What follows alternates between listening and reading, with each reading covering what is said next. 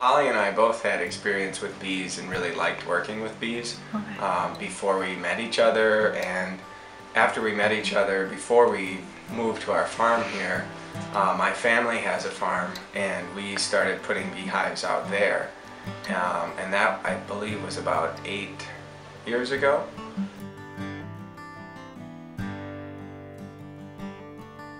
So like do the bees first, and then we can do if you want to like take a little bit of a tour and see other things. Yeah, it's a little different raising bees here in this climate because the bees there isn't a year-round food source for them. It's not so much, I don't think, the temperature, but it's more like the length of time that they have to survive without food. The farm shed is trying to fill those gaps by making projects and activities that people can do. And so there's all these different community organizations and farmer groups doing similar types of things.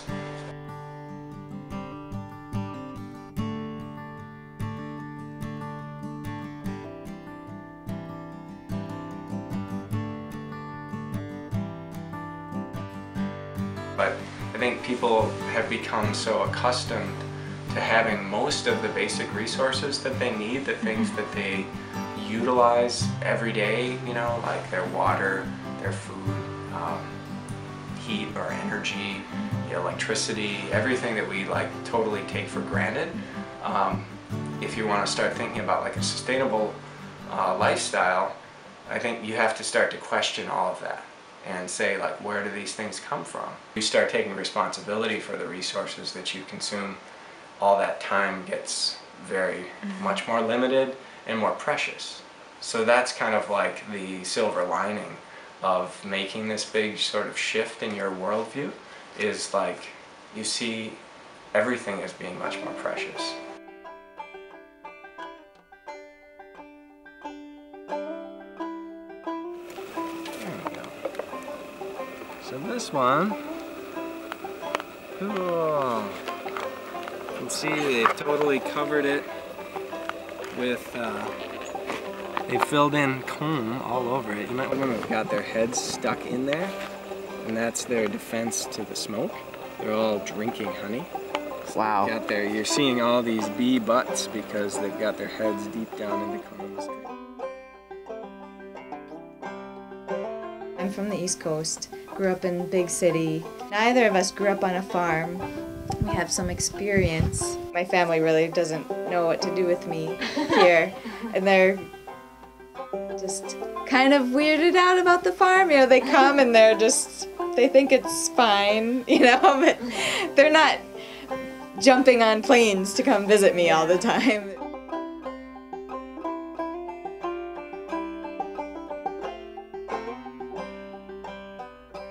They're just so fascinating. I mean, the fact that they really don't need us at all, you know, but we pretend that they need us, but really we need them. There's all of these different ideas about what you should feed your bees and when you should feed them and how you should feed them, and so there's, you know, I remember just saying, "Come on, can you just tell me how to do this?"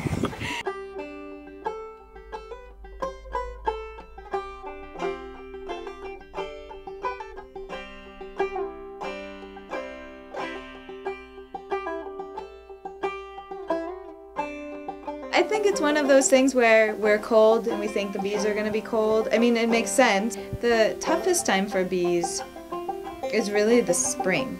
They're running out of their stores of food, but nothing has started to come up yet.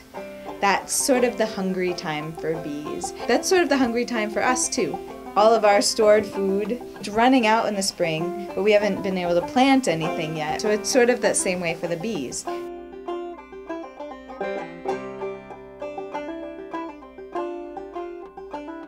Just all balled up in that heat.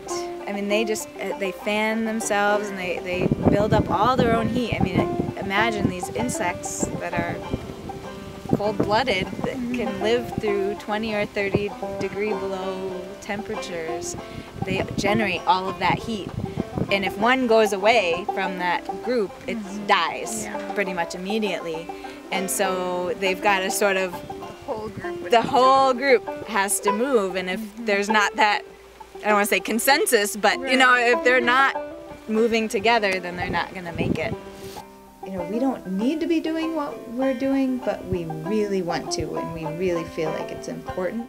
Permaculture overall, that here it's really not a necessity. We think of our farm as habitat, you know, not as a place where we are just taking, but if the system can mimic a natural system and provide everything that we need and provide habitat for bees and other things, then then we've achieved what we wanted to.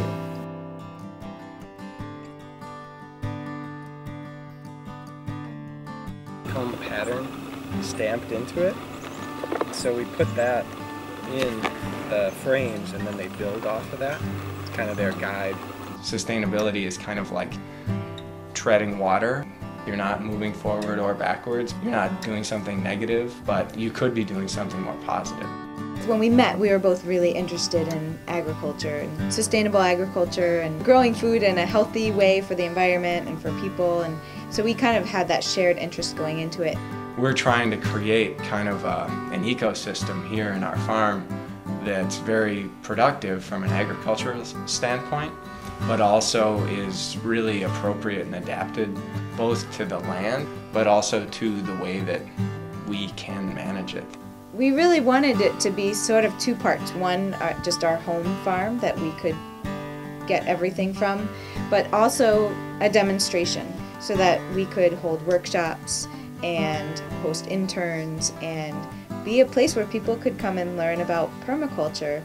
There's nothing about it that's not like more rich. Like, I can't compare it to anything else. Everything we need, that we think we need or whatever, is, you know, accessible to us. We can go and get it anywhere, anything we need.